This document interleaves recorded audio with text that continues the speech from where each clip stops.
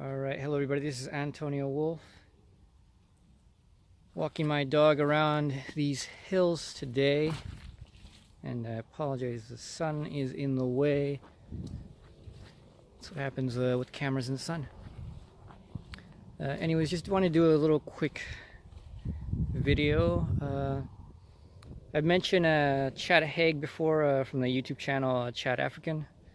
There was a video he made a couple days ago about the question, how do you read the great philosophers?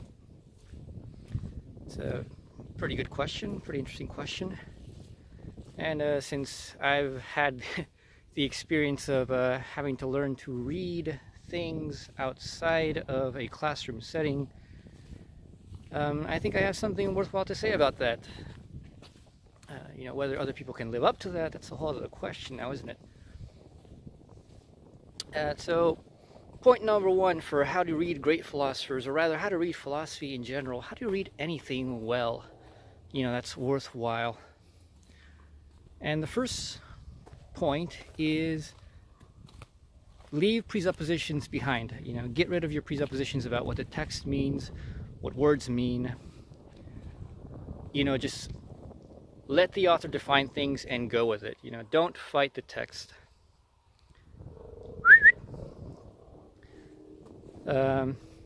My experience with this is mainly with Marx and Hegel. Obviously, with those two, you really have to learn how to read, because there is no way you're ever going to comprehend those if all that you understand, all that you do, is take somebody else's word for it, because most of what the word is out there is bullshit, both for Marx and for Hegel. I don't know if you see this. It's pretty nice, this little road up there. My dog takes forever, just sniffs everything. You take him on a walk, and unless you're dragging him by the leash, he just, he'll spend his entire hour just sniffing. Something like, like probably like 200 feet's worth of walking. But back to the issue. So don't presuppose things. It's probably the worst thing you can do. If you ever read Marx and you've been primed by secondary literature, even by Marxists, on how to read things, how to read Marx, what words mean for Marx, you're going to misunderstand without a question, even from the best. Even if you get the best secondary literature there is, that I could tell you, that I and others who know their shit can go ahead and tell you, yeah, that person knows their shit. What they say is spot on. That would do you no good, because you wouldn't know why they're spot on. And you can go ahead and read the text, and you might think it's clear. You might think, that secondary text helped you. But did you really understand it? Did you really comprehend? And it's almost certain that you didn't. Almost certain. There's just a thing about secondary literature that just kills your own capacity to read. If you read a philosopher through someone else's explanation rather than you working out that explanation for yourself, you're going to have a lot of trouble really explaining that to other people imminently from the text. And when you can't do that, you know that you don't comprehend it. So that's the first thing. It happens with Hegel as well. Hegel's actually like the prime example, the pure example for that, in my opinion, where you just can't do it. There's no way. There's no way to read Hegel with any presuppositions, because you will fuck up. Even if these presuppositions are correct, you will not understand why they are correct unless you do the work of building up to the level of where you're presupposing. So yeah, don't presuppose. And there's my little buddy lagging behind back there. Number two, read closely. That's pretty easy to say, but it's very hard to do. I learned to do it with Hegel. I didn't really do it with Marx. I suppose I was doing it all along, but I wasn't doing it very well. And it's not until I read Hegel's Science of Logic where I took it seriously that you are not to presuppose anything. It wasn't until then that I really realized what that is like. Not because I consciously did it, by the way. I didn't go in with a plan of attack with Hegel. I just said, hey, let's just read Hegel. You know, he says don't presuppose things. Let's go with whatever the text says. And in doing that, well, you're forced to think for yourself. You know, you have no legs to stand on other than your own, so you really have to pay attention to the text. And you know, and whatever the text is saying, you have to work hard at it to piece it together. And that's what close reading actually is. You know, it's piecing together what is going on. Best example I can give you really is after I read the Logic and I went back to the phenomenology of spirit. You know, there's this phrase Hegel is famous for: substance is subject, and it comes up in the preface. It doesn't come up very often in the text later on until much later, but it's in the preface, and you know, everybody's like, "Ooh, what does that mean?" Ooh, you know, and like the explanations, even professors, you know, I can get like students, you know, get confused, but even professors, Hegelians, you know, people have been reading this shit for decades and thinking about it for decades, couldn't give you an explanation worth shit. And with the second time I read it, it just clicked, you know, keeping track of what Hegel was saying and just not presupposing it. And, you know, and presupposing doesn't mean be a blank slate that, you know, will pretend that you don't know what the word being means. You know, if I say, you know, a flower is yellow, you're not going to be a moron who says, but what is, you know, what does that mean? No, I mean, you go with it to the extent that you know something about it. And if the way you know something about it does not seem to make sense, then it's probably because the philosopher doesn't mean it in the way that you are thinking about it. Nonetheless, you have to power through until they tell you what it is that they're doing. And now it's not going to be easy because there's a lot of assumptions that are made by philosophers in their writings about what you know. You know, sometimes they are assuming that you know a tradition, and so they're using words in a specific tradition. And, you know, that's not terrible. It's all well and good. You just have to be aware that background may be required. But, you know, if a philosopher tells you, look, background isn't required, someone say like Hegel, you should probably pay attention to that and, you know, try to make sense of it. You know, it's careful reading is about sense making. It's about problem solving. It's about how does this make sense and come together. So, for example, the whole substance is subject, there's about 3 paragraphs worth in the 3 sections worth in the preface where Hegel says a bunch of things which are split very far apart. Some come up in about I think like the 22nd paragraph, and then somewhere about the 32nd, and then there's another one about the 50s. And if you didn't keep track of those things and say, okay, you know, he mentions this here, and he mentions this here again, and he mentions this here again, you indeed will be confused. You'll be like, what the hell is he talking about? But if you keep track of it and you go back and you're okay, read each paragraph together, you start piecing together what is going on. And it's not always fully sensible. It doesn't mean that you understand it completely. But for example, I have the video out there, I put it out last week, on my explanation of substance is subject. And I give a pretty mundane explanation compared to everybody else that I know of, in which as far as it goes for me, it makes perfect sense, both in a mundane sense, you know, an everyday sense where, you know, we understand the words, we know what reason is, we know what purpose is, and therefore we know what subjectivity is also to a good extent. And Hegel doesn't mean anything weird by it. You know, if you actually pay attention, it's just mundane. You know, he's using our everyday intuitions about these things to talk about it in his own technical way.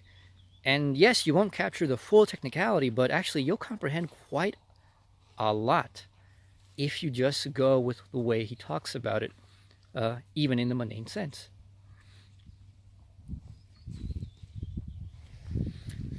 Look at this little bastard.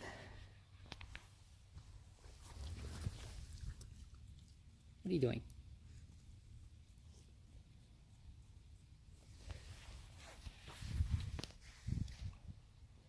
He likes eating grass. I guess he gets indigestion like every day, and he really likes to come around here and just munch on grass for while we're walking. So yeah, careful reading, and it's not just Hegel, it's not just Marx. If you do this with Plato, by the way, Plato is, if you've never done this, Plato is actually probably one of the, if not the best to begin with. Because if you start with the easy Platonic dialogues, a lot of it is showing you how problems arise and how people work through them. So, for example, you start, say, with the Euthyphro. We can all comprehend what is going on in the Euthyphro, unless you are, frankly, brain dead. If you can't comprehend what the hell is going on in the Euthyphro, philosophy is not for you. It really isn't. I mean, that's about as simple as you can get. So anyways, my point there is, when you read the Euthyphro, the problem comes up, so, well, what is piety? Is the good because it's good? Or is it good because God says so? And then you get this whole argument developing of, well, that's an interesting question. And you get offers of, well, it must be good because it's good, or it must be good because the gods say it's good. And you get the rise of contradictions. And you get the dialogue of thinking it through. And that is what piecing it together is. It's thinking it through. It's sense making. It's going, that doesn't really make sense. Or that does make sense. Or at first it doesn't make sense. Then you slow down, you reread, you pay attention. And let me tell you, even I have trouble paying attention sometimes.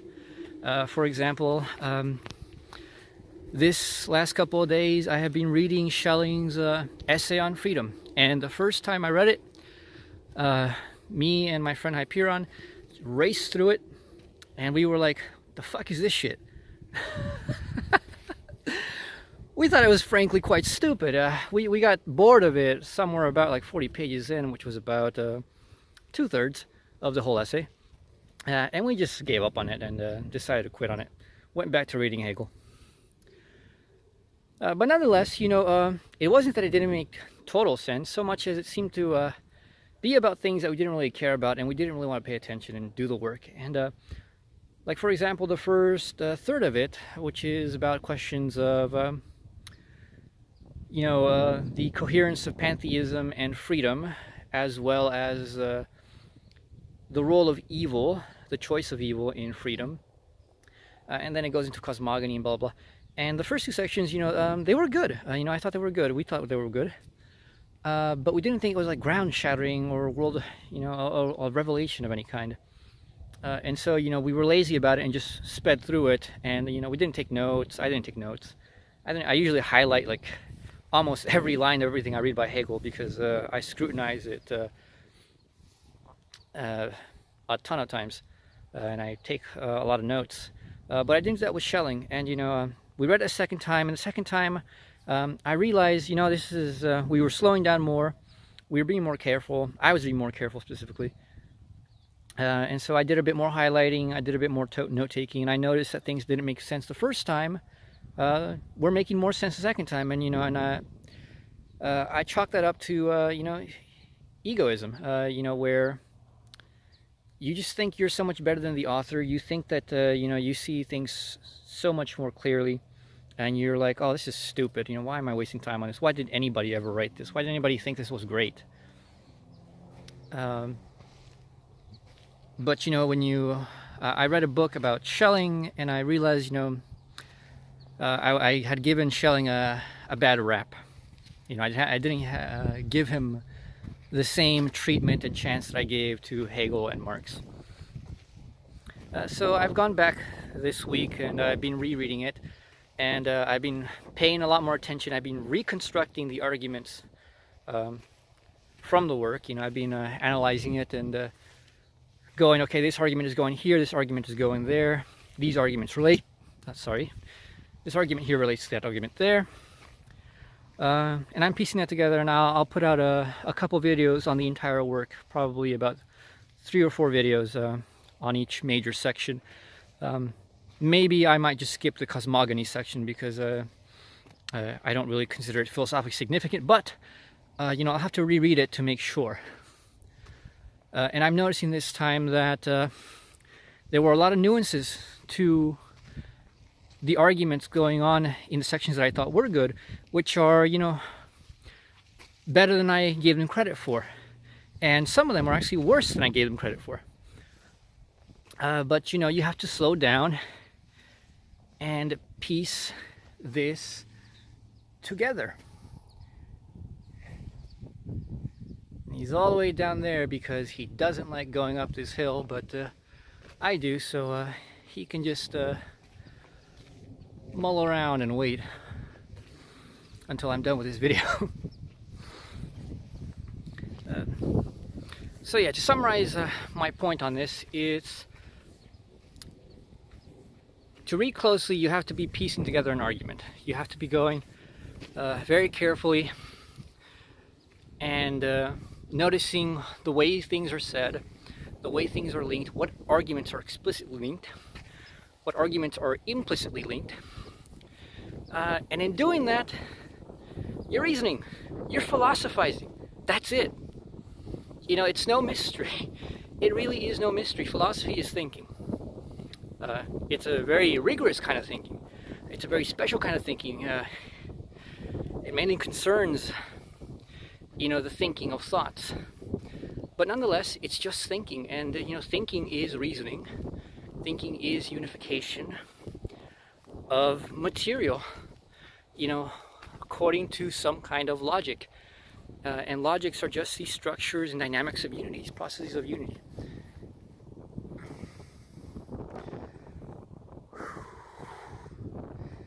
It's really beautiful out here.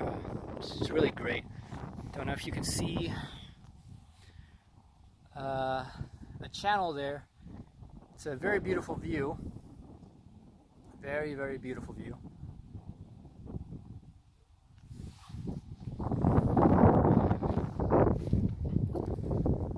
So that's the second one, careful reading. And the third one, I suppose, is to, if you want to split careful reading into 2 things, actually. One would be analysis, which is going point by point and seeing, the different exact points that are being made. Insofar as you can, not every philosopher works this way. There are philosophers that are, runny or gooey, and so they're not as easy to parse out as you would like. But nonetheless, you can parse things out to a certain extent, and you need to. It's part of the thinking process.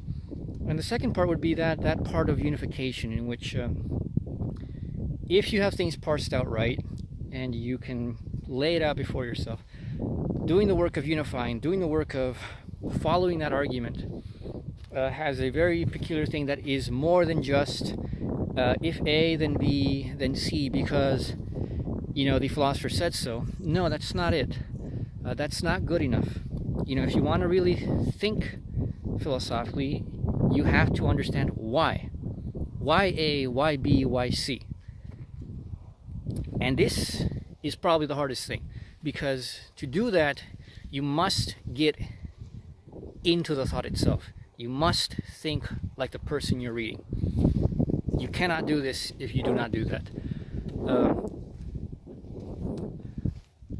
The best way I can analogize this is perhaps with art. Every once in a while I do an art analysis, an aesthetic, sort of aesthetic logic analysis, more so. I'm a logic head more most of the time. And what I like to do with those is I like to find what is the fundamental concept. What is the fundamental logic? What is the structure of how this person thinks? And when you get that core structure, almost virtually everything will make sense. Because if somebody makes a work of art, it is a unified work of art. Sure, yes, there are people who have no fucking reason for why they make anything. They just do it. And, going and asking them is probably not going to help. If you ask them, what does this mean? They're probably going to be like, I don't know, man, I was high. I know plenty of musicians have actually said that about their own works. So, if you want to go and analyze some kind of objective meaning because of what they say, you won't find it. But it's not like there isn't objective meaning. You can find objective concepts in works of art. And when you find the objective concept, it almost virtually explains everything in the piece of art. Everything from the medium chosen, the objects depicted, or the notes picked, or the style, is it rock, is it classical, blah, blah. All of that, if you find the fundamental concept, the fundamental logic, the way that this person was thinking through, and when I say thinking, I don't mean just conceptual thinking. I mean just like, I'll say something weird here because it's true, but it takes a bit of explanation to explain it, to make it clear. Which is, for example, emotions, feelings are logics. Sounds weird, right? Because we tend to think, wait, no, feelings are irrational. No. Feelings are logics. Feelings are an unconscious way of thinking. They are a non-conceptual way of thinking, but they are a way of thinking. For example, when you psychologize, for example, Nietzsche does this great, psychologizing people. You can explain what people do by psychologizing them. Why? Because emotions are reasons. Emotions are reasons of action. They're modes of action. They're motivators. And they explain why people do certain things. Sometimes, it's not a coherent conceptual thing, but nonetheless it could be a coherent emotional thing. So, if somebody is ruled, primarily makes their judgments based on fear, you can understand almost the entire person that way. And you wouldn't be wrong. If a work of art is mainly a work of fear, you will understand almost everything in the work of art to derive from that fundamental reasoning, a reasoning of fear, a logic of fear, a concept of fear itself. It's never abstract in those senses, of course, because these artists are working in concrete manners. It's not going to be the concept of fear itself, but it's going to be pretty close depending on how well they do it. And depending on the audience. There's a lot of things I have to say about the nature of art and its inner meaning, as well as its relation to its audience and its creator. Look at who has made it to the top. I don't know if you can see him. He finally decided to get up here. It's pretty rare. I'm surprised. Usually he does not want to come here.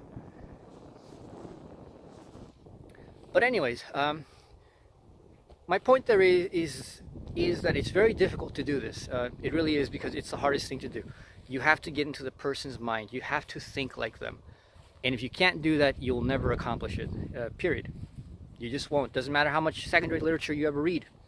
Doesn't matter how many times you read Being in Time, for example. If you never get into the logic of being in time, you will never understand Heidegger, ever. You can read all the secondary literature in the world. You'll never understand him. And you probably won't care. You're probably one of those people who will just say, oh, well, Heidegger's just an interesting guy. It's a fascinating philosophy. Isn't that quaint? But you'll never understand what kind of thing drives a person like that to go to the lengths of thinking that they do, and how you can do that yourself. It's not simply philosophy is not simply to go and have fun entertaining somebody else's thoughts. Not to me, anyways. To me, it is fascinating to get into the minds of others. A lot of people put this on Hegel and say, Hegel actually had a pretty good affinity for this. I've seen this mentioned in quite a bit of a secondary essays about Hegel as a person, in which people seem to think that he had an uncanny ability to get into people's minds, to get into the minds of other people, to not just culturally, but individually, psychology, all these things. Although he didn't write much about those things, but um, and that is the kind of thing that makes you great. Being able to actually think the thoughts of other people, as opposed to think about them through your own thoughts. This is a trope nowadays in which people say, why should you take the words of, so and so and blah blah blah. The first thing you should do is make up your own thoughts and then go find whoever agrees with you. Well, if you're gonna do that, why bother? You're just looking for confirmation. You're not looking for truth. You're not actually looking to think. You're not open to actually reading people. And to me, that's intellectually dishonest. To me, that's boring. To me, that's pseuds. To me, those are posers, as Chad says. Look at that.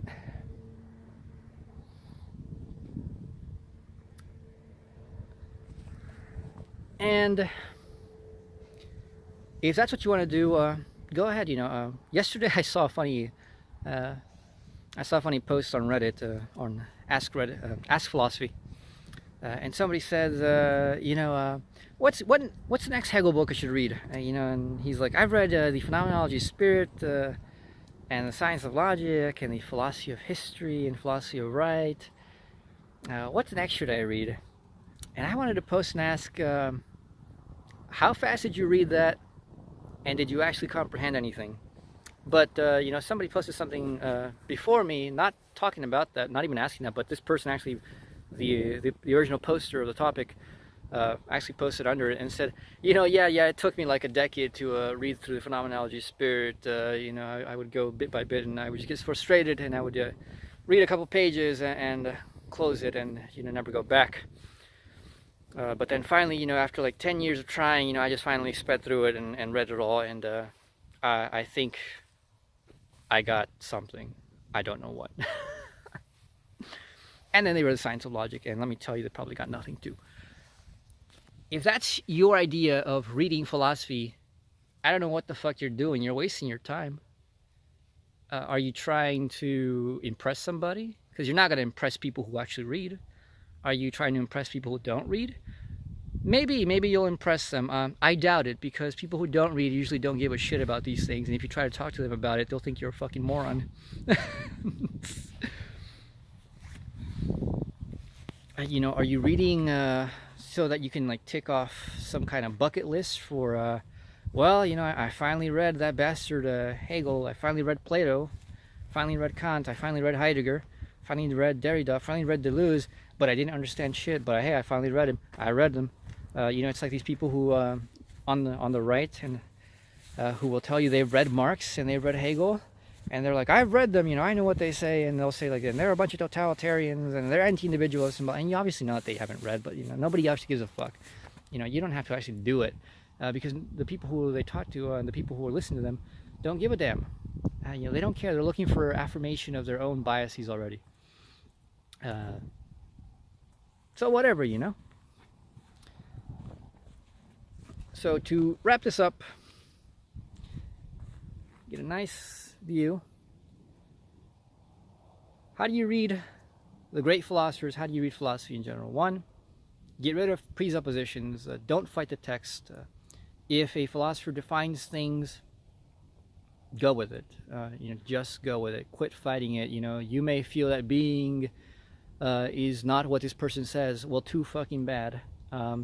Suck it up, and just for a moment, put it aside, and just take their word for it and go with it.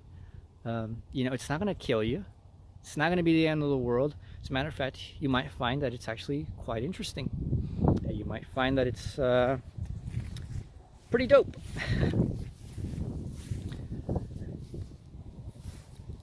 Second is, as you're reading, there's multiple ways to do it. Some people like to do a sort of quick reading first, in which they will just read for a general overview structure, and then they will read it again and slower and try it with the vision of the overall, at least insofar as they think they've gotten any vision of the overall.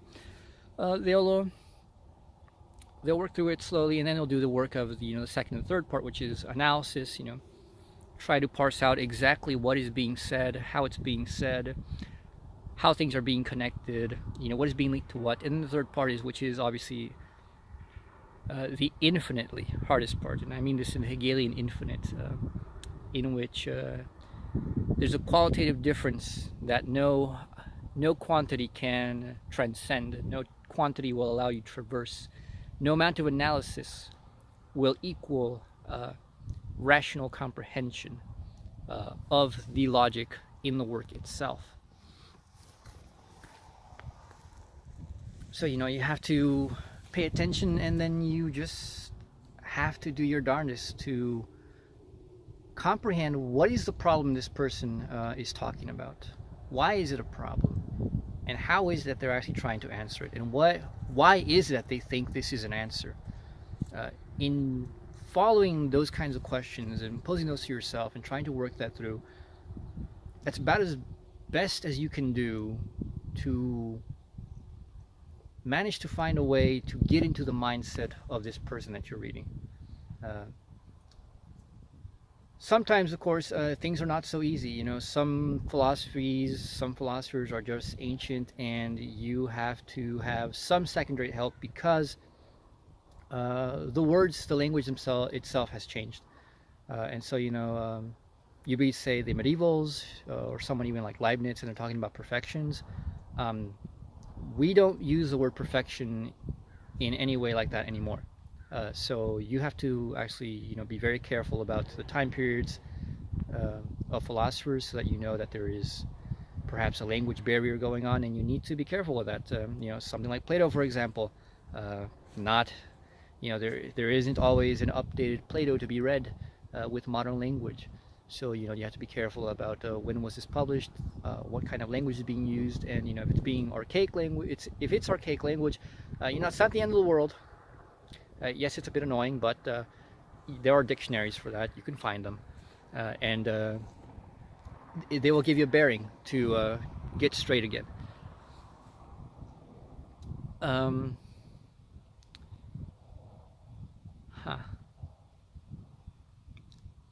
Other than that, I don't have much else to say, actually. I'll give you a final view of where I'm at, and we'll leave it at that.